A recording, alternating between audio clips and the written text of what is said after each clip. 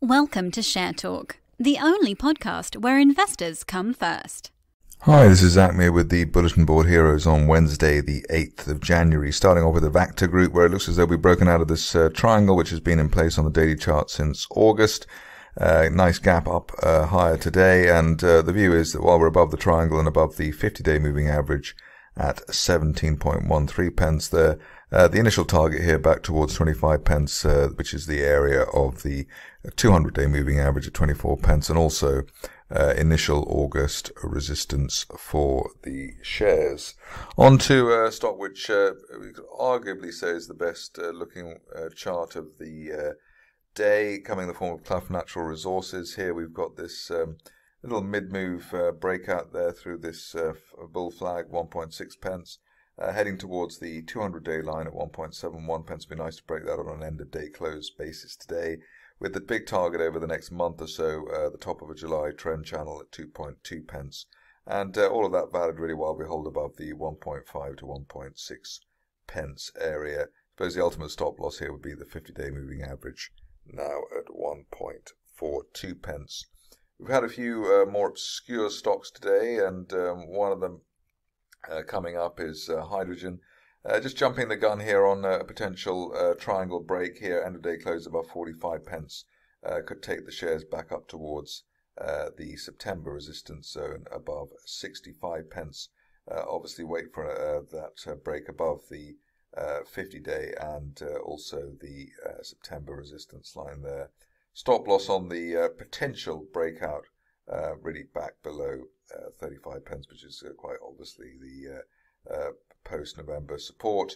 The other point to note, I suppose, is the way that even though we had a lower low there just to start January versus December, the RSI remained firm, so the bullish divergence there is a leading indicator on potential upside for the shares.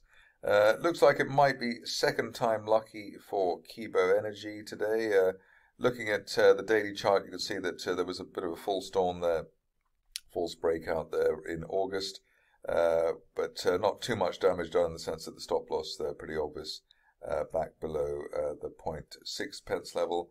This time it looks like a more, possibly a more dynamic triangle break here, breaking through the 50-day moving average at 0.41 and that August resistance line. So at least while we're above the 50-day line, chance of a retest back towards 0.7 and 0.8 pence, sounding rather ambitious obviously at the moment, but that is the possibility given this current setup, and also given the way that the 50-day line is starting to rise at the moment.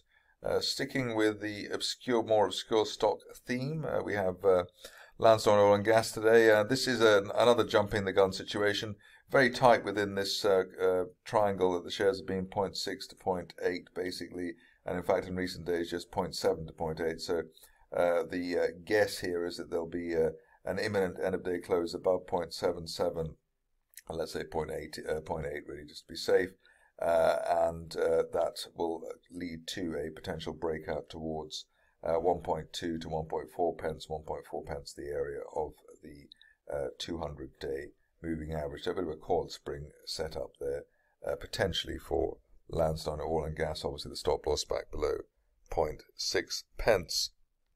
On to another stock which I haven't looked at for quite a while, coming in the form of Midatech, if I can get the right EPIC code going. Here you can see that the shares have just broken out of this wedge formation, breaking the 50-day moving average at 3.06 pence, and an end-of-day close above that, and the top of that wedge would suggest that we'll head back towards the main post-October resistance at 5.5 pence, also level with the 200-day moving average. Time frame on that over the next month or so.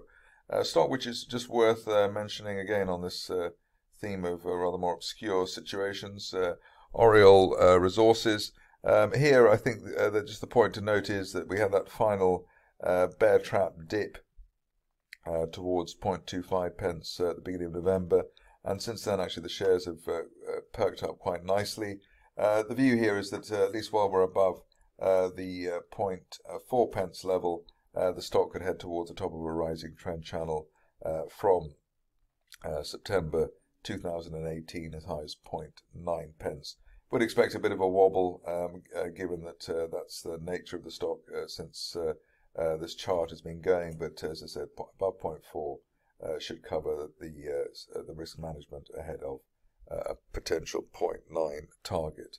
Finishing off with a very dynamic situation normally, and that comes in the form of U Group. Here you can see the near-term triangle breakout. So it's a bit like Kibo. It's the second time lucky for the shares in terms of the breakout attempt. We had a failed rally or a moderate rally there in September, but this one looks rather more exciting given the way that the stock has gapped up through the 50-day moving average in December.